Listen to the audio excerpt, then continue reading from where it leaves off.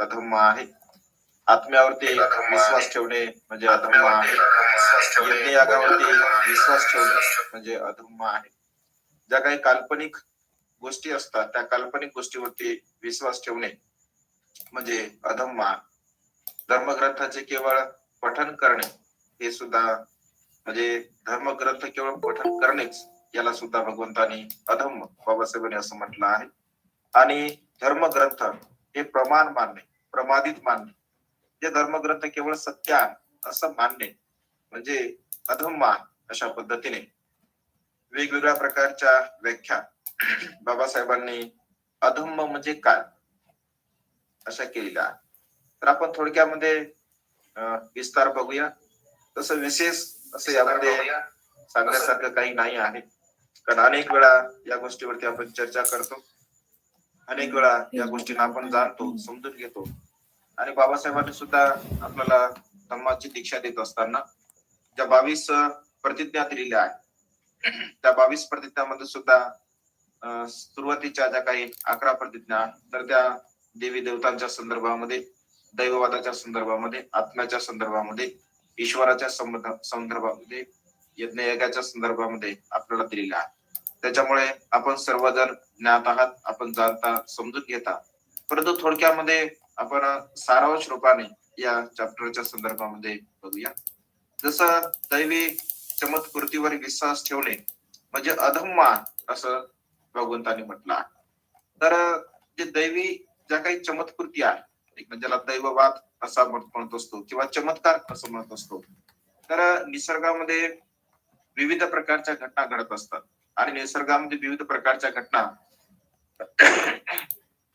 घडत असल्यामुळे साहजिकच आहे मनुष्याच्या मनामध्ये एक चिकित्सा निर्माण होते की अशा प्रकारच्या घटना म्हणजे का घडत आहे. निसर्गामध्ये पूर्वीच्या आदिमानवांच्या मनामध्ये सुद्धा अशा प्रकारचे प्रश्न निर्माण होत होते की पाऊस कशामुळे पडतो, विजा कशामुळे म्हणजे चमकतात, नाही का, चंद्र सूर्य तारे कशामुळे आपले सूर्य कशामुळे तापतो किंवा प्रकाश देतो, किंवा चंद्राची शीतलता कशामुळे असते, आकाशामध्ये चांदणा कशामुळे निर्माण होते.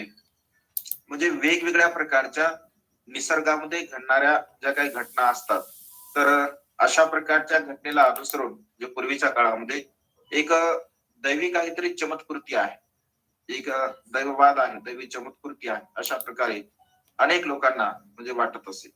आजही लोकांना असं वाटतं की अशा प्रकारच्या घटना का घडतात आणि मग त्याला सर्वसामान्य असं उत्तर आहे की एक दैवी चमत्कार आहे म्हणून अशा प्रकारच्या घटना ह्या घडत असतात.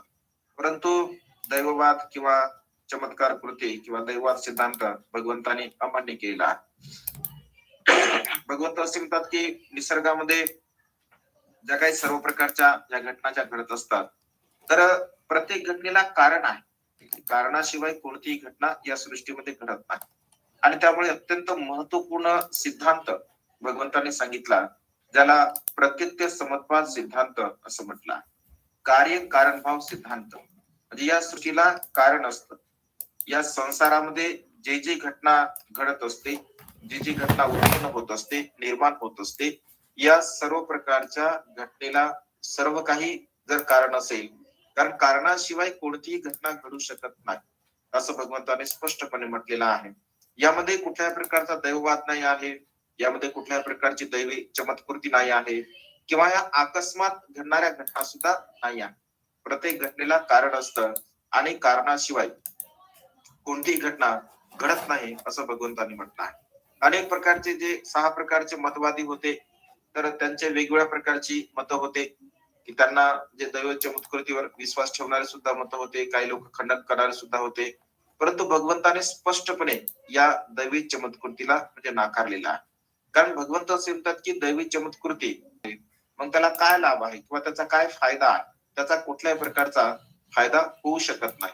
आणि त्यामुळे सर्व जर दैव चमत्कृतीनेच होत असेल, चमत्काराने जर सर्व काही होत असेल तर मनुष्य कुठल्याही प्रकारचं कार्य करणार नाही किंवा दैववादावरती तो विसंबून असेल. आणि त्यामुळे भगवंताने या सर्व प्रकारच्या गोष्टीला नाकारलेला. मग हे नाकारण्यामागचा भगवंताचा काय उद्देश होता, तर काही महत्वपूर्ण उद्देश भगवंताने त्याचं खंडन करण्यामागचे जे उद्देश सांगितले आहे कारण भगवंताचा जो हा उद्देश होता किंवा हा जो हेतू होता, तर यामागे 3 प्रकारचे उद्देश भगवंताचे होते असं म्हटलं आहे. पहिला उद्देश की मनुष्याला म्हणजे त्या दैववादापासून दूर जाऊन म्हणजे बुद्धिवादी बनवणे, नाही का? बुद्धिवादी बनवणे, ज्ञानी बनवणे, प्रज्ञावान बनवणे हा भगवंताचा उद्देश होता.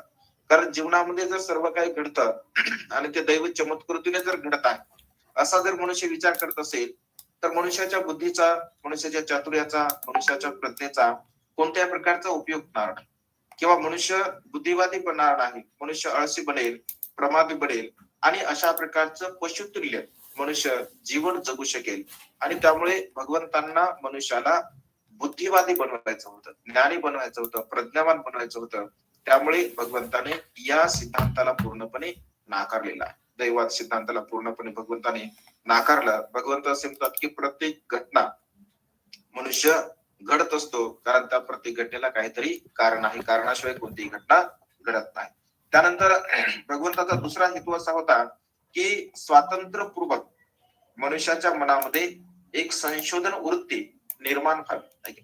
मनुष्य हा मुळातच मनुष्याचा जो स्वभाव आहे तर तो चिकित्सिक प्रवृत्तीचा असतो, म्हणजे चिकित्सा करतो मनुष्य, प्रत्येक गोष्टीची चिकित्सा करत असतो आणि त्या मनुष्याने चिकित्सा करावी.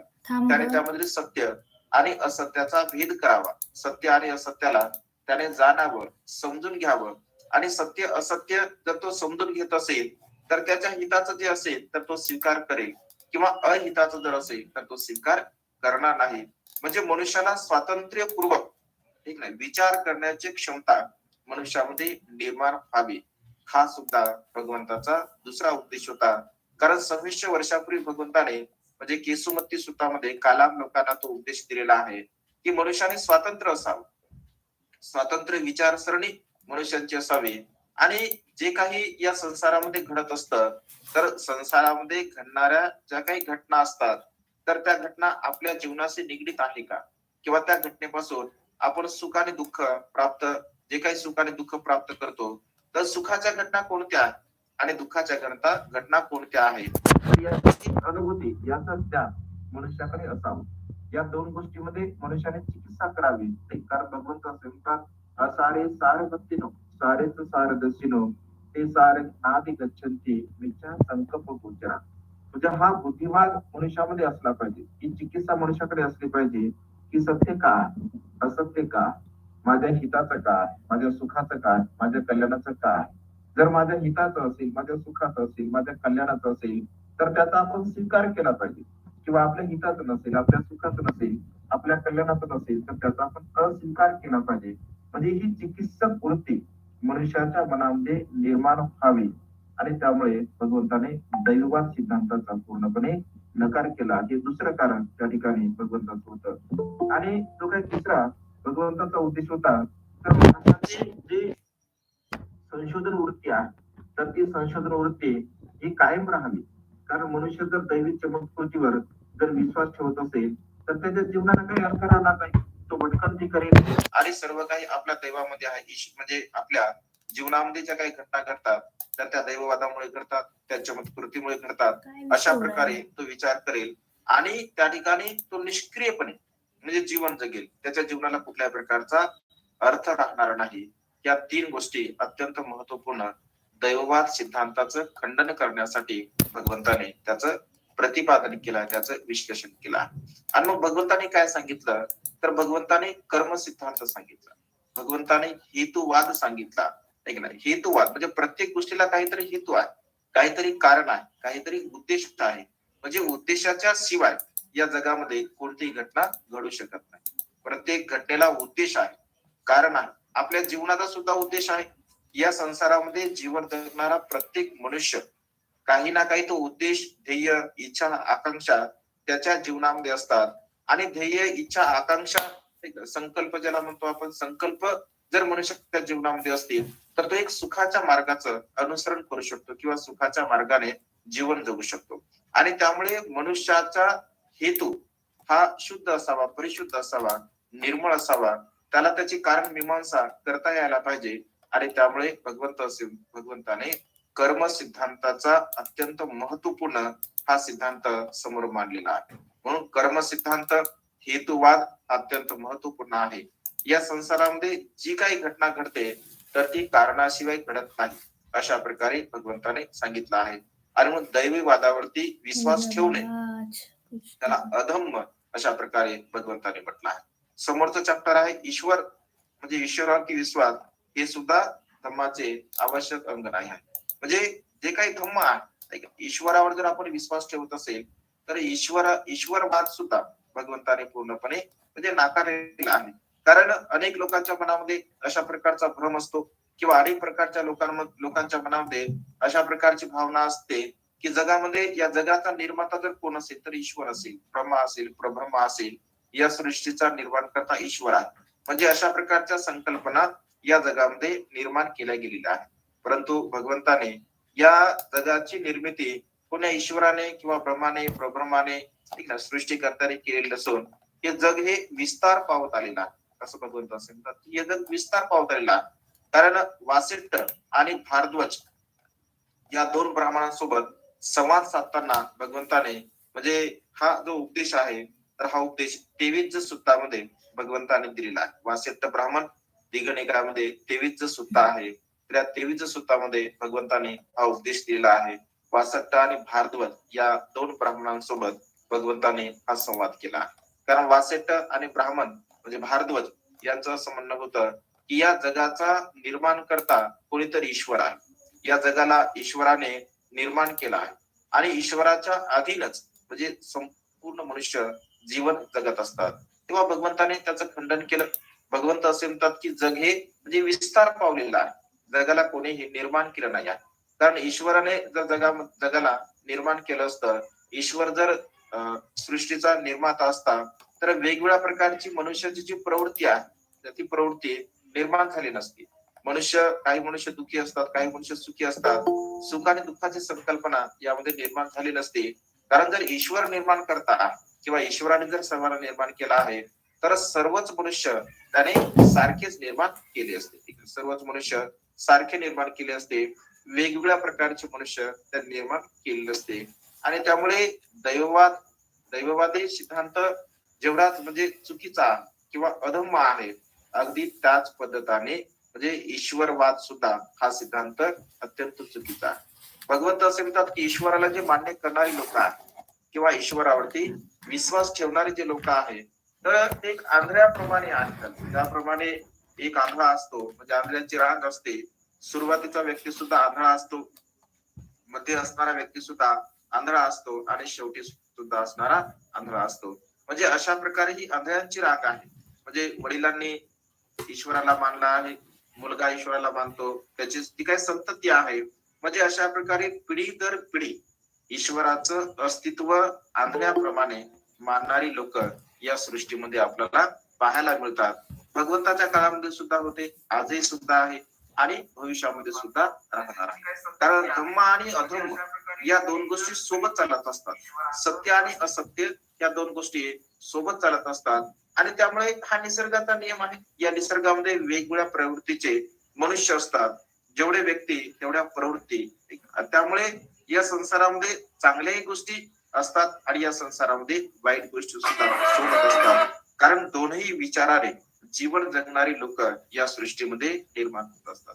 भगवंत असे म्हणतात की ईश्वरावरती ज्या व्यक्तींचा विश्वास असतो तर ज्याप्रमाणे एखाद्या न बघलेल्या स्त्रीवरती एखादा व्यक्ती प्रेम करावा आणि त्याने त्या स्त्रीला कधी बघितलं सुद्धा नाही, तिला कधी पाहिलं सुद्धा नाही, परंतु त्या स्त्रीवरती तो प्रेम करत असेल, मग ती स्त्री कशा रंगाची आहे, कोणत्या रंगाची आहे, गोरी आहे, काळी आहे, सावळी आहे, उंच आहे, ठेंगणी आहे, ती कुठल्या जातीची आहे, कुठल्या संप्रदायाची आहे, कुठल्या धर्माची आहे, ती ब्राह्मण आहे, क्षत्रिय आहे, वैश्य आहे, शूद्र आहे, याला कोणत्या प्रकारचं ज्ञान नाही आहे, त्याची माहिती नाही आहे, परंतु अशा प्रकारच्या स्त्रीवरती तो प्रेम करतो आहे. म्हणजे न पाहणाऱ्या स्त्रीवरती तो प्रेम करतो. भगवंत असे म्हणतात की अगदी ईश्वराला मानणाऱ्या लोकांची प्रवृत्ती सुद्धा अशाच प्रकारची आहे. कारण ईश्वराला कोणी बघितलंच नाही आहे. वासिष्ठ आणि भारद्वाज यांना भगवंत म्हणतात की ईश्वराला तुम्ही बघितलं आहे का, किंवा तुमच्या पित्याने ईश्वराला बघितलं आहे का, तुमच्या आजोबाने ईश्वराला बघितलं आहे का. 7 पिढ्यापर्यंत तुमच्या कुळामध्ये कोणीतरी ईश्वराला प्रत्यक्ष रूपाने बघितलं आहे का? तर वासेटा आणि भारद्वाज त्या ठिकाणी निरुत्तर होतात आणि ते म्हणतात की आम्ही सुद्धा बघितलं नाही. आमच्या वडिलांनी सुद्धा, आमच्या आजोबांनी सुद्धा किंवा आमच्या 7 पिढ्यापर्यंत ईश्वराला कोणीही बघितलं नाही. कारण जी गोष्ट अस्तित्वामध्ये नाहीच आहे त्या गोष्टी आपण कसं काय बघू शकणार आहे किंवा त्या गोष्टी आपण बघू शकत नाही. अगदी तशाच प्रकारे ईश्वर सुद्धा एक काल्पनिक अशी संकल्पना आहे. त्या संकल्पनेचं जी संकल्पना मनुष्याच्या हिताची नाही, मनुष्याच्या सुखाची नाही किंवा मनुष्याच्या कल्याणाची सुद्धा नाही आहे. आणि म्हणून भगवंताने ईश्वर निर्माण करता, ईश्वर निर्माता याला अधम्म असं म्हणतात. ही एक पोकळ संकल्पना आहे आणि पोकळ संकल्पनेवरती आपण विश्वास ठेवू नये, तो एक अधम्म आहे असं भगवंताने म्हटलं. त्यानंतर ब्रह्माचा युजावर आधारित धर्म हा अधर्म आहे. ब्रह्मा विष्णू महेश अशा प्रकारची संकल्पना आपण बघत असतो. तर ब्रह्मा साहित्य सुद्धा असं म्हटलं की म्हणजे एक संपूर्ण या सृष्टीमध्ये निर्माण करता ब्रह्मा आहे. जसं ईश्वर आहे अगदी तशाच प्रकारे ब्रह्मा आहे अशा प्रकारचं काही लोकांचं म्हणणं आहे. आणि ईश्वरवाद आणि ब्राह्मणवाद या दोन्ही प्रकारच्या लोकांचं असं म्हणणं होतं. म्हणजे ब्रह्मा तीनही प्रकारच्या वेदाला तो धारण करतो, त्याच्यावरती त्यांचा आदर आहे, त्यांचा सन्मान आहे किंवा तशा प्रकारे अनेक लोक त्याला अनुसरून जीवन जगणारे आहेत. परंतु भगवंत असे म्हणतात की हाही सुद्धा एक अत्यंत चुकीचा असा सिद्धांत आहे किंवा यापासून सुद्धा मनुष्याला कोणत्याही प्रकारच्या काहीही गोष्टींचं म्हणजे काही साध्य होत नाही आहे. ब्रह्मा असेल, ईश्वर असेल, देव असेल, आत्मा असेल, म्हणजे या गोष्टीपासून मनुष्याच्या हितासाठी, मनुष्याच्या सुखासाठी, मनुष्याच्या कल्याणासाठी म्हणजे कोणत्याही प्रकारचा लाभ होत नाही आहे किंवा फायदा होत नाही आहे असं भगवंतांनी म्हटलं आहे. ज्या पद्धतीने दैवाद संकल्पना ही चुकीची आहे, ईश्वरवाद संकल्पना चुकीची आहे, तेवढीच ब्राह्म्य सायुज्य ही संकल्पना सुद्धा चुकीची आहे. हा सुद्धा म्हणजे वासेटा आणि भारद्वाज यांना 23 सूक्तामध्ये भगवंताने अशा प्रकारचा उपदेश दिलेला आहे. म्हणजे ही सुद्धा एक खोटी म्हणजे संकल्पना आहे, ही सुद्धा मनुष्याच्या हिताची आणि सुखाची नाही आहे. त्यामुळे यावरती सुद्धा आपण विश्वास ठेवू नये आहे. त्यानंतर आत्म्यावरती विश्वास ठेवणे हे सुद्धा चुकीचं आहे. आत्म्यावरती विश्वास ठेवणे सुद्धा अधम्म आहे असं भगवंताने म्हटलं आहे. कारण भगवंताचा सिद्धांत हा अनात्मवाद सिद्धांत आहे. भगवंत असे म्हणतात की मनुष्याचा आत्मा नावाची कोणतीही वस्तू, कोणतीही घटना मनुष्याच्या जीवनामध्ये नाही आहे. कारण आत्म्याच्या ऐवजी भगवंताने मनाला स्थान दिला. भगवंत असे म्हणतात की मनाच्या आधाराने मनुष्य जे काही चांगले आणि वाईट कर्म करत असतो तर त्या कर्माचे जे काही परिणाम असतात, त्या कर्माचे काही विपाक असतात, तर ते विपाक त्या मनुष्याला प्राप्त होत असतात. आत्मा कोणी पाहिला नाही किंवा आत्म्याचं कोणत्या प्रकारचं अस्तित्व नाही आहे. परंतु अन्य जे काही सिद्धांत मानणारे आहेत तर आत्म्याच्या संदर्भात वेगवेगळ्या प्रकारच्या त्यांच्या संकल्पना आहेत. आत्मा निराकार आहे, आत्मा स्वयंभू आहे किंवा आत्मा नष्ट होत नाही आहे, आत्मा हा चराचरामध्ये सामावलेला आहे. अशा प्रकारच्या व्याख्या अनेक लोक त्या ठिकाणी करतात. त्या काही संकल्पना खोट्या संकल्पना. कारण आत्मावादाचा जो सिद्धांत आहे हा अत्यंत म्हणजे गहन आहे, अत्यंत किचकट असा सिद्धांत आहे. कारण अनेक लोक म्हणजे भगवंताच्या काळामध्ये सुद्धा, आज वर्तमान काळामध्ये सुद्धा म्हणजे आत्म्यावरती विश्वास ठेवणारे लोक म्हणजे असंख्य आपल्याला पाहायला मिळतात. कारण मनुष्य जे काही कर्म करत असतो तर ती सर्व प्रकारची कर्म, त्याचा जो परिणाम आहे, त्याचा जो विपाक आहे, केवळ आत्म्यावरती होत असतो असं अनेक लोकांचं म्हणजे मान्यता आहे. अनेक लोक मानतात किंवा अशा प्रकारचा जो सिद्धांत आहे. कारण लोक असं म्हणतात की मनुष्य मृत्यूला प्राप्त झाल्यानंतर त्याचा आत्मा एका शरीरातून दुसऱ्या शरीरामध्ये प्रवेश करत असतो. ते अशा प्रकारची संकल्पना आहे. परंतु भगवंत असे म्हणतात की जिथे आत्माच नाही आहे तर या शरीरामधून त्या शरीरामध्ये प्रवेश करण्याचा काही संबंध येत नाही आहे. कारण आत्मा नावाची जी संकल्पना आहे ही संकल्पना भगवंताचे 3 प्रमुख सिद्धांत आहे: दुःख, अनित्य आणि अनात्म. म्हणजे अनात्मवाद भगवंताने हा सिद्धांत सांगितला आहे. आत्मा नावाची कोणतीही वस्तू मनुष्याच्या शरीरामध्ये नाही आहे किंवा आत्मा नावाचा कोणताही असा घटक मनुष्याच्या शरीरामध्ये नाही आहे. तर अनात्मवाद म्हणजे अनात्मवाद सिद्धांत हा भगवंताने सांगितला त्याच्या ऐवजी भगवंताने मनाला अग्रस्थान दिलं आहे. भगवंत असे म्हणतात की मनुष्य जे काही कर्म करत असतो तर ते कर्म मनाच्या आधाराने करत असतो. चांगलेही कर्म मनुष्य जर करत असेल तर तो मनाच्या आधाराने करतो, वाईटही कर्म जर मनुष्य करत असेल तर तो मनाच्या आधाराने करत असतो. कारण मन हे विचारांचं उगमस्थान आहे. मन हे विचाराचं उगमस्थान आहे आणि मग चांगल्याही प्रकारचे विचार मनामध्ये उत्पन्न होतात आणि वाईट विचार सुद्धा मनामध्ये उत्पन्न होत असतात. तर इथे आत्म्याचा काही संबंध नाही आहे. कारण शरीराच्या बाबतीमध्ये विश्लेषण करत असताना भगवंत असे म्हणतात की नाम आणि रूप या दोन घटकाच्या द्वारा मनुष्याचे शरीर म्हणजे बनलेलं आहे. म्हणजे रूप जे आहे तर आपलं पृथ्वी, आप, तेज आणि वायू या चार घटकापासून आपलं शरीर बनलं आहे. आणि चेतनेच्या आधाराने जे काही म्हणजे नाम असेल, रूप असेल, म्हणजे पंच उपादान स्कंद आहे, रूप, वेदना, संज्ञा, संस्कार आणि विज्ञान हे पाच उपादान स्कंद ज्याला नाम असं म्हटलं आहे आणि रूप आहे पृथ्वी, आप, तेज आणि वायू. म्हणजे हे नाम आणि रूप तर या घटकामध्ये म्हणजे या चार महाभूतामध्ये आणि पंच उपादान स्कंदामध्ये म्हणजे कुठल्याही प्रकारे आत्म्याचं अस्तित्व इथे आपल्याला पाहायला मिळत नाही आहे. कारण म्हणजे सायन्सने सुद्धा ते सिद्ध केलेलं आहे की कोणत्याही प्रकारे या शरीरामध्ये आत्मा नावाचा घटक नाही आहे.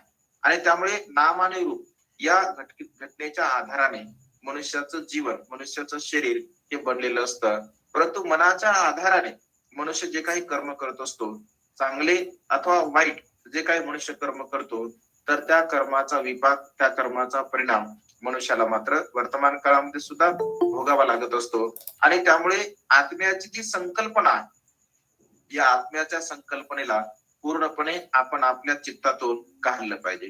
कारण आत्म्याच्या संकल्पनेने जेवढा गोंधळ मनुष्यांच्या चित्तामध्ये निर्माण केलेला आहे एवढा गोंधळ अन्य कुठल्याही प्रकारच्या सिद्धांताने केलेला नाही आहे. आत्म्याने खूप मोठा गोंधळ मनुष्याच्या चित्तामध्ये निर्माण केला आहे आणि हा आत्म्याचा पगडा मनुष्यांच्या म्हणजे मनामध्ये अशा प्रकारचा निर्माण झालेला आहे की तो सहजासहजी निघत नाही आहे. आपण आत्म्याच्या संदर्भामध्ये कितीही चर्चा करा, कितीही त्याचं विश्लेषण करा किंवा कितीही मार्गदर्शन करा, चर्चा म्हणजे चर्चा सत्र जरी समजा या आत्म्याच्या संदर्भामध्ये म्हणजे ठेवलं असेल तरी सुद्धा मनुष्यांच्या चित्तामध्ये या आत्म्याची जी संकल्पना एवढी म्हणजे खोलपर्यंत अशी रुजलेली आहे की मनुष्याच्या डोक्यातून आत्मा नावाची संकल्पना निघायला तयारच नाही आहे. आणि त्यामुळे अनेक वेळा या विषयावरती चर्चा होते आत्म्याच्या संदर्भामध्ये. आत्मा आत्मा आहे किंवा आत्मा नाही आहे किंवा मनुष्य जे काही कर्म करतो. कारण अन्य धर्मामध्ये स्पष्टपणे त्याचं जेवढे काही सिद्धांत आहे किंवा जेवढं काही तत्वज्ञान आहे तर ते सर्व तत्वज्ञान आत्म्याच्या भोवताला. कारण मनुष्य जे काही कर्म करतो तर त्याचा परिणाम सुखद आणि दुःख जो परिणाम आहे तर तो आत्म्यावरती होतो असं त्यांचं म्हणणं आहे. 84,000 योनीमधून जोपर्यंत आत्मा जात नाही तोपर्यंत आत्म्याची मुक्ती नाही आहे असं अन्य धर्मामध्ये संकल्पना आहे. परंतु भगवंत असे म्हणतात की जी वस्तू कोणी पाहिली नाही आहे, ज्या वस्तूंचं कुठल्या प्रकारचं अस्तित्व नाही आहे, ज्या वस्तूंची कुठल्या प्रकारची अनुभूती नाही आहे, तर अशा प्रकारच्या ज्या वस्तू आपण पाहत नाही, त्याची अनुभूती नाही, त्याचं कुठल्या प्रकारचं कार्य नाही, तर अशा प्रकारच्या वस्तूवरती आपण विश्वास ठेवू नये. आणि त्यामुळे जेवढा दैववादाचा सिद्धांत हा चुकीचा आहे आत्म्या तेवढाच आत्म्याचा सिद्धांत सुद्धा चुकीचा आहे. म्हणजे दैववाद सिद्धांत असेल, ईश्वरवाद सिद्धांत असेल किंवा ब्रह्म सायुज्य सिद्धांत असेल किंवा आत्मवाद सिद्धांत असेल, हे सर्व प्रकारचे म्हणजे चुकीचे सिद्धांत आहे. यापासून मनुष्याच्या जीवनामध्ये कोणत्याही प्रकारचा लाभ होत नाही असं भगवंतांनी म्हटलं आहे. आणि त्यामुळे कर्म करत असताना मनुष्याने आत्मा हा जो काही सिद्धांत आहे या आत्म सिद्धांताला पूर्णपणे डोक्यातून काढलं पाहिजे. कारण जोपर्यंत आत्म सिद्धांत आपण डोक्यातून काढत नाही तोपर्यंत जे काही चांगल्या प्रकारचे कर्म आहे, कुशल कर्म आहे, पुण्यकर्म आहे, तर ते कुशल कर्म, पुण्यकर्म, चांगल्या प्रकारची कर्म आपण करू शकत नाही. अनेक लोकांना असं वाटतं की पुण्य नाही आहे, पाप नाही आहे. अनेक लोक त्याच्यावरती चर्चा करतात की पुण्य नावाची संकल्पना भगवंताने सांगितली नाही आहे, पाप नावाची संकल्पना भगवंताने सांगितली नाही आहे. परंतु भगवंताचा सिद्धांत समजून घेत असताना सर्व प्रकारच्या अंगाने भगवंताचा सिद्धांत आपण समजून घेतला पाहिजे. पाप आणि पुण्य ही जी संकल्पना भगवंताने सांगितली आहे स्पष्टपणे धम्मपदामध्ये भगवंत असे म्हणतात की सब पापस अकरणं कुशलस उपसंपदा सचित्त परियोदपन येत बुद्धान शासन. या सिद्धांतामध्ये काही कुठल्या प्रकारची भेसळ वगैरे नाही आहे, किंवा अनेक लोकांना असं वाटतं की बुद्धाने त्याच्या धम्मग्रंथामध्ये सुद्धा भेसळ झालेली आहे, तो सुद्धा शुद्ध स्वरूपामध्ये नाही आहे. परंतु बुद्धांचे जे मूळ वचन आहे धम्मपदामध्ये, ते धम्मपद बुद्धांचं मूळ वचन आहे. या मूळ वचनामध्ये भगवंताने हा सिद्धांत सांगितला आहे, सब पापस अकरणं कुशलस उपसंपदा सचित्त परियोदपन एतं बुद्धान शासन. म्हणजे सब पापस अकरणं, कोणत्याही प्रकारचे पाप कर्म न करणे. पाप कर्म म्हणजे अकुशल कर्म, पाप कर्म म्हणजे वाईट कर्म, पाप कर्म म्हणजे जे मनाला न पटणाऱ्या गोष्टी आहेत अशा प्रकारचे कर्म. म्हणजे शब्दशः अर्थ अन्य संस्कृतीमध्ये अन्य संप्रदायामध्ये तशाच प्रकारचा शब्द घेतला आहे, किंवा तशाच प्रकारचा शब्द आपणही घेतो आणि त्यामुळे तो आपल्यामध्ये नाही सिद्धांत आहे. अशा प्रकारची जी चुकीची म्हणजे मिथ्या दृष्टीची जी भावना आहे, तर ती मिथ्या दृष्टीची भावना आपण आपल्या चित्तामध्ये निर्माण केली नाही पाहिजे. तर त्याचा सर्वांगीण अंगाने त्याचा जो मतित अर्थ आहे, त्याचा जो उद्देश आहे, त्याचा जो हेतू आहे, त्याचं परीक्षण त्याचं निरीक्षण आपण करून तशा प्रकारच्या सिद्धांताची अनुभूती आपण प्रत्यक्ष रूपाने घेतली पाहिजे. आणि त्यामुळे जे अकुशल कर्म आहे, जे वाईट कर्म आहे, जे आपल्या मनाला न पटणारी कर्म आहे, जे कर्म केला तर आपलं मन दुःखी होते, कष्टी होते, बेचैन होते, अशा कर्मांना भगवंतानी पाप कर्म म्हटलं आहे. जी कर्मे आपण चांगलं करतो, जे कर्म केलं तर आपलं मन प्रसन्न होते, आपल्या चित्ताला आनंद मिळतो, आपल्याला सुख मिळते, किंवा ती कर्म केल्यानंतर जेव्हा जेव्हा ती कर्म आपण आठवतो तेव्हा तेव्हा आपल्या मनाला एक आनंदाची सुखाची भावना निर्माण होत असते. त्याला पुण्यकर्म म्हटलं आहे, त्याला कुशल कर्म म्हटलं आहे, त्याला चांगले कर्म म्हटलं आहे, त्याला योग्य प्रकारची कर्म म्हटलं आहे. म्हणजे या संसारामध्ये जीवन जगत असताना अनेक मिथ्या दृष्टीची जी लोक आहेत, तर मिथ्या दृष्टींची लोक जीवन जगत असताना भगवंताच्या मूळ सिद्धांताला समजून घेत नाहीत. आणि हा जो मूळ सिद्धांत न समजून घेण्याचा उद्देश आहे, तर अशा प्रकारच्या त्या चुकीच्या संकल्पना मनावरती त्या चुकीच्या संकल्पनेने अधिराज्य निर्माण केला आहे. त्यापैकी आत्मा नावाची एक संकल्पना आहे, की या आत्मा नावाच्या संकल्पनेने मानवी मनावरती एक अधिराज्य निर्माण केला आहे. आणि मग मनुष्य जे काही कर्म करतो, चांगले कर्म करतो, वाईट कर्म करतो, योग्य कर्म करतो, अयोग्य कर्म करतो, या सर्व प्रकारची कर्म हे आत्म्याला प्रसन्न करण्यासाठी, हे आत्म्याला चांगल्या मार्गाला नेण्यासाठी आपण करतो. अशा प्रकारची चुकीची संकल्पना, चुकीची धारणा अनेक लोकांच्या मनामध्ये आहे. परंतु भगवंताने तर आत्मा नाकारलेला आहे. मग आत्मा जर नाकारला असेल तर काही लोक असं म्हणतात की मग आपण कर्म का करतो, आपण जीवन का जगतो, आपण कुशल कर्म चांगले कर्म का करतो. तर भगवंत असे म्हणतात की इथे आपल्या चांगल्या कर्माचा, आपल्या कुशल कर्माचा, आपल्या पुण्यकर्माचा काही एक संबंध नाही आहे. आत्म्याचा आणि आपल्या कुशल कर्माचा, आपल्या पुण्यकर्माचा काही एक संबंध नाही आहे. आपण जे कर्म करत असतो तर मनाच्या आधाराने करत असतो, मनाच्या सहाय्याने करत असतो. कारण मन हे विचारांचं उगमस्थान आहे. भगवंत असे म्हणतात धम्मपदाच्या पहिल्याच गाथेमध्ये भगवंत म्हणतात की मनोपुबंग मातम्मा मनो सेठा मनोमया मनसाचे पद उठेन भासती वा करोती वा ततोनं दुःख मनवेती चक्रं वहतो पदत ततोनं सुख मनवेती छायावान पायनी. म्हणजे जो मनुष्य आपल्या मनाच्या आधाराने चांगले कर्म करतो, कुशल कर्म करतो, पुण्य कर्म करतो, तर तो सुखाच्या अवस्थेला प्राप्त होतो. जो मनुष्य अकुशल कर्म करतो, वाईट कर्म करतो, पाप कर्म करतो, तर तो मनुष्य दुःखाच्या अवस्थेला प्राप्त होतो. म्हणजे सहज सहज भगवंताचा सिद्धांत हा सहज आपण जर अनुभूती घेतली असेल किंवा जाणलं असेल तर त्या सिद्धांताला आपण समजू शकतो. आणि त्यामुळे आत्मा हा जो काही सिद्धांत आहे अत्यंत चुकीचा सिद्धांत आहे, किंवा आत्म्याचा आणि मनुष्याच्या जीवनाचा काही एक संबंध नाही आहे. सुखाचा आणि दुःखाचा सुद्धा आत्म्याचा याचा काही एक संबंध नाही आहे. आणि आत्म्यावरती विश्वास ठेवणे हे एक अधम्माचा अंग आहे, ही चुकीची संकल्पना आहे असं भगवंताने स्पष्टपणे त्या ठिकाणी म्हटलं आहे. आणि मग कोणत्याही प्रकारे आत्म्यावरती आपण विश्वास ठेवू नये आणि आत्म्यावरती विश्वास ठेवून आपण कोणत्याही प्रकारचं कर्म करू नये. तर मनाच्या आधाराने आपण जे काही जीवन जगत असतो तर ते केवळ आपल्या मनाच्या आधाराने जीवन जगतो. आणि म्हणून मनाला मुख्य समजलं पाहिजे, मनाला आपण प्रमुख समजलं पाहिजे. मनाला प्रमुख समजून आपण आपल्या मनाला प्रसन्न करण्यासाठी, आनंदी करण्यासाठी, सुखाच्या मार्गाकडे घेऊन जाण्यासाठी आपण कर्म करण्याचा प्रयत्न केला पाहिजे. त्यामुळे आत्म्यावरती विश्वास ठेवणे हे सुद्धा एक अधम्म आहे. त्यानंतर समोरचा भाग आहे यज्ञ यागावरती विश्वास ठेवणे म्हणजे अधर्म. यज्ञ याग पूर्वीच्या काळामध्ये यज्ञ करत असत, कारण यज्ञाची ती जी यज्ञ करण्याची जी परंपरा आहे, तर म्हणजे यज्ञ केल्यामुळे आपण म्हणजे अधिक चांगल्या प्रकारचा यज्ञ केल्यामुळे, अधिक चांगला यज्ञ केल्यामुळे, ठीक आहे, मोठा यज्ञ केल्यामुळे मनुष्य स्वर्ग गतीला प्राप्त होतो, अशा प्रकारची संकल्पना पूर्वीच्या काळामध्ये होती. आजही लोक करतात यज्ञ, परंतु त्याचं स्वरूप मात्र आता भिन्न झालेलं आहे. भगवंताच्या काळामध्ये सुद्धा यज्ञ केले जात असत, पण त्या यज्ञामध्ये जे काही पशु असतील, पक्षी असतील, गायी असतील, बकरी असतील, कोंबड्या असतील, म्हणजे वेगवेगळ्या प्रकारच्या पशु आणि प्राण्यांना त्या ठिकाणी बळी दिला जात असे, हवन केलं जात असे. आणि मग त्या ठिकाणी ते जे मोज मजा करत असत, त्यामध्ये अनैतिकता सुद्धा खूप मोठ्या प्रमाणाने वाढत असत. तर भगवंत असे म्हणतात की अशा प्रकारे एखाद्या प्राण्याची आहुती देऊन, एखाद्या प्राण्याला मारून, त्यांची हत्या करून आपण सुगतीला कसं प्राप्त होऊ शकतो, आपण सुखाच्या अवस्थेला कसं प्राप्त होऊ शकतो.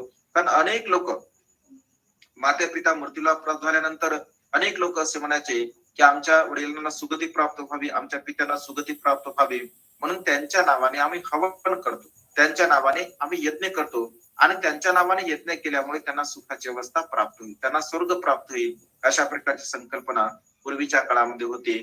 तर काही मोजके लोक ज्यांनी आपल्या ज्ञानाच्या बलाने, बुद्धिमत्तेच्या बलाने, जी अडाणी लोक होते, अज्ञान लोक होते, तर अशा प्रकारच्या लोकांवरती अशा प्रकारच्या संकल्पना म्हणजे थोपवलेल्या आहे. त्यांचं स्वतःच त्याच्यामध्ये हित आहे, स्वतःच सुख आहे, स्वतःच कल्याण आहे, स्वतःच पोट भरण्यासाठी, साध्या सोप्या भाषेमध्ये स्वतःच पोट भरण्यासाठी काही मोजक्या लोकांनी म्हणजे अज्ञानी लोकांवरती लादलेली एक प्रकारची ही परंपरा आहे. बाबासाहेब असं म्हणतात की अशा प्रकारे स्वतःच पोट भरण्यासाठी, स्वतःच्या पोटाची खळगी भरण्यासाठी, स्वतःची उपजीविका करण्यासाठी, स्वतःचा उदरनिर्वाह आणि स्वतःच्या परिवाराचा उदरनिर्वाह करण्यासाठी अशा प्रकारच्या संकल्पना या सृष्टीमध्ये निर्माण केल्या गेल्या आहेत विशिष्ट प्रकारच्या वर्गाने. तर ही जी संकल्पना आहे, तर ही संकल्पना पूर्णपणे नष्ट झाली पाहिजे, किंवा अशा प्रकारच्या संकल्पनेने जो जीवन जगणारा मनुष्य आहे, तर जीवन जगणारा मनुष्य कोणत्याही प्रकारच्या सुखाच्या मार्गाने अनुसरण करू शकत नाही.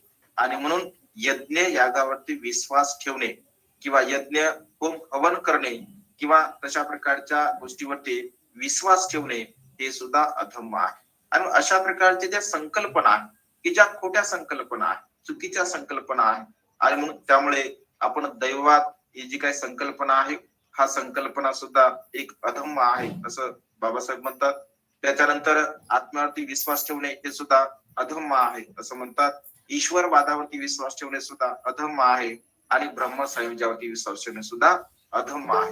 म्हणजे अशा प्रकारच्या ह्या ज्या चुकीच्या संकल्पना आहेत, तर या चुकीच्या संकल्पनेवरती विश्वास ठेवणे हे अधम्म आहे. कूटदंत सूत्रामध्ये हा कूटदंत ब्राह्मणाला भगवंताने हा सिद्धांत म्हणजे सांगितलेला आहे. तसे विजेता राजाला सुद्धा भगवंताने यज्ञ कशा प्रकारचा असावा हा एक सिद्धांत, हा एक उपदेश भगवंताने म्हणजे दिलेला आहे. तर विशेष रूपाने कूटदंत नावाच्या ब्राह्मणाला हा भगवंताने यज्ञ म्हणजे किती चुकीचा आहे, यज्ञ ही किती चुकीची संकल्पना आहे, यावरती भगवंताने विस्तार रूपाने कूटदंत ब्राह्मणाला कूटदंत सूत्रामध्ये सांगितलं आहे. भगवंताने 23 जे सूत्रामध्ये एका महाविजेता राजाला, महाविजेता राजा आहे, तर त्या महाविजेता राजाला भगवंताने यज्ञ कसा असावा, यज्ञ कशा प्रकारचा केला पाहिजे अशी संकल्पना सांगितली. तर भगवंत असे म्हणतात की जिथे सदाचार, जिथे नीतिमत्ता असेल, तिथे चांगल्या प्रकारचं कुशल कर्माचं, योग्य कर्माचं आचरण होत असेल, जिथे दान पुण्य होत असेल, गोरगरिबांना जिथे दान पुण्य होत असेल, जिथे लुळ्या पांगळ्यांना दान पुण्य होत असेल, असह्य लोकांना जिथे दान पुण्य होत असेल, म्हणजे अशा प्रकारे लोकांना तुम्ही मदत करा, लोकांना तुम्ही वेगवेगळ्या मार्गाने मदत करू शकता. म्हणजे अशा प्रकारची लोकांना तुम्ही मदत केली तर त्यांच्या उपजीविकेचं, ठीक ना, राजांना भगवंताने सांगितलं की अशा प्रकारे जर तुम्ही तुमची जनता, त्या जनतेची जी काही सुख आहे, त्या जनतेच्या सुखामध्ये तुम्ही सहभागी व्हा, त्याच्या जीवनामध्ये उत्पन्न होणारे जे काही दुःख आहे, त्या उत्पन्न होणाऱ्या दुःखाला पूर्णपणे तुम्ही नष्ट करा, ज्यांना जे जे काही आवश्यक आहे. कारण पूर्वीच्या काळामध्ये यज्ञामध्ये असंख्य धनसंपदा नष्ट होत असे, अनेक प्रकारच्या गायी अनेक प्रकारचे बकरे, अनेक प्रकारचे कोंबडे किंवा अनेक प्रकारचे अन्य प्राणी त्या ठिकाणी मारल्या जात असत. तर अशा प्रकारच्या प्राण्यांना मारून तुम्ही जर यत्न करत असाल तर कोणत्या प्रकारचा तुम्हाला लाभ होत नाही, सुख होत नाही. कारण दुसऱ्याला मारून, दुसऱ्यांची हत्या करून आपण कधी सुखाला प्राप्त होऊ शकत नाही. तर तुम्ही लोकांना मदत करा, तुमच्या जनतेला तुम्ही मदत करा, तुमच्या जे काही अधीन असणारी जी लोक आहेत त्यांना तुम्ही मदत करा, गोरगरिबांना तुम्ही मदत करा. म्हणजे अशा प्रकारचं दान पुण्य जर तुम्ही केलं असेल, गरजू लोकांना जर तुम्ही दान पुण्य केलं असेल तर त्याचा लाभ होतो. अशा प्रकारे जे काही विजेता राजा असतो तर त्यांना भगवंतांनी उपदेश केला होता. म्हणजे सांगण्याचं तात्पर्य हे आहे की हा जी काही यज्ञ यागाची जी संकल्पना आहे ती सुद्धा अत्यंत चुकीची आणि खोडसाळपणाची आहे. आणि त्यामुळे पण बाबासाहेब असं म्हणतात की तो सुद्धा एक अधम आहे. तर काल्पनिक ज्या काही गोष्टी आहेत तर त्या काल्पनिक गोष्टीवरती विश्वास ठेवणे सुद्धा अधम आहे. अनेक प्रकारच्या काल्पनिक गोष्टी आहेत. मी गतयुगामध्ये म्हणजे कशा प्रकारे युगात मी नव्हतो का, भूतकाळामध्ये मी होतो का, भूतकाळामध्ये मी होतो का, भूतकाळामध्ये मी नव्हतो का, मी कुठून आलो आहे, मी कुठे जाणार आहे, मृत्यूनंतर माझं काय होणार आहे, मी कोण आहे, मृत्यूच्या अगोदर मी काय होतो, माझ्या सत्वाचं काय होणार आहे. म्हणजे अशा प्रकारच्या वेगवेगळ्या संकल्पना आपण वाचू शकता त्यामध्ये. तर विश्वासंबंधी अनेक प्रश्न, हे विश्व कुठे जाणार, हे विश्व कसं,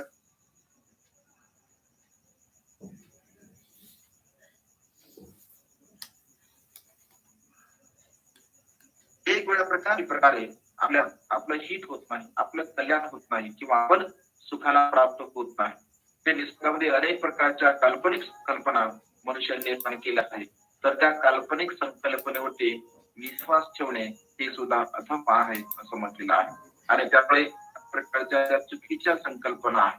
जिथे दैववाद आहे, जिथे ईश्वरवाद आहे, ब्राह्मण साहित्य जिथे आहे, जिथे आत्मवाद आहे, जिथे पोकळ संकल्पना आहे, तर या सर्व प्रकारच्या गोष्टीला भगवंताने बाबासाहेब अधम असं म्हटलं आहे. म्हणजे धम्माच्या विरुद्ध अशा प्रकारच्या सर्व संकल्पना आहेत. समोरील ज्या काही संकल्पना आहेत त्या समोरील संकल्पना आपण उद्याच्या बघूया. आजच्या मंगल प्रसंगी धर्मनिष्ठा इथे समाप्त करतो. सर्वांचं मंगल हो, सर्वांचं कल्याण हो, सर्वांना दीर्घायुष्य. साधु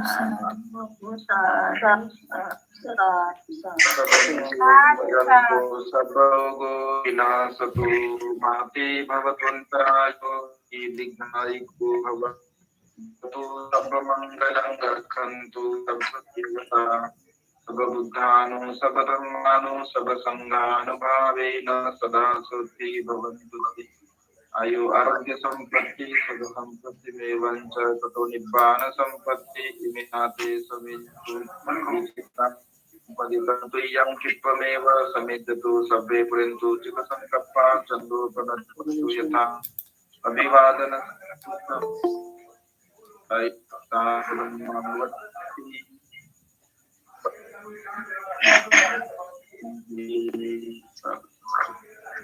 साधु साधु साधु. वंदना म्हणते.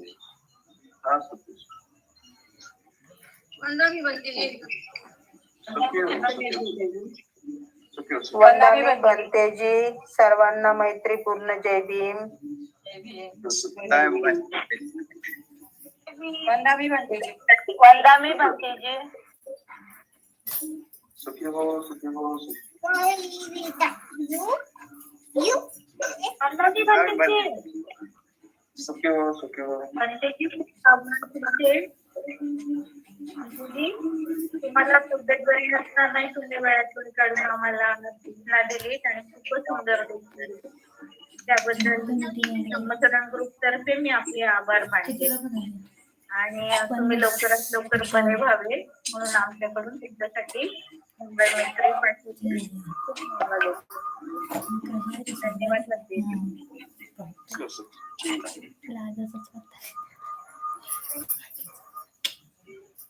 कोणाला काही विचारायचं असेल तर विचारा. 5 मिनिटासाठी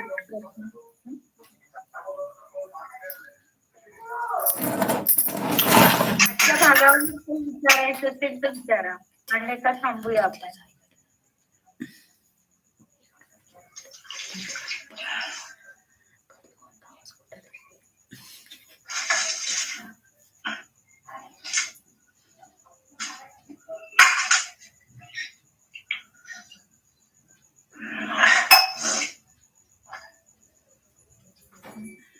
कोणाला प्रश्न नाहीये म्हणते थांबूया का आपण मग?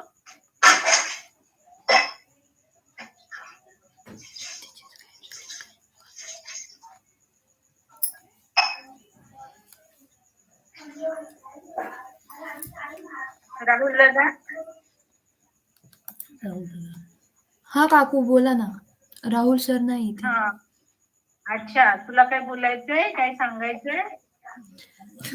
नाही, काही नाही सांगायचं. ओके, ठीक आहे, मग थांबूया आपण. सगळ्यांनी उद्या याच वेळेस जॉईन व्हा आणि जास्तीत जास्त आपली लिंक शेअर करा. पुन्हा एकदा सगळ्यांचे मनापासून आभार, धन्यवाद. नमो बुद्धाय, जय भीम. नमो बुद्धाय, जय भीम. नमो बुद्धाय, जय भीम. नमो बुद्धाय, जय भीम. नमो बुद्धाय, जय भीम. तुका मंकट आहे.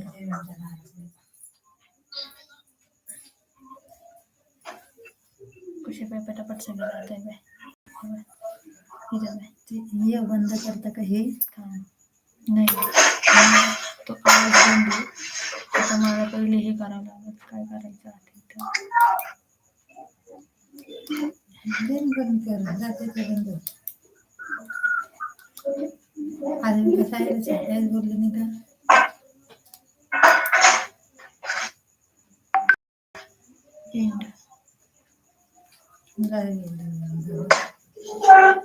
पहिले लाईव्ह व्हिडिओ एंड करावं लागते.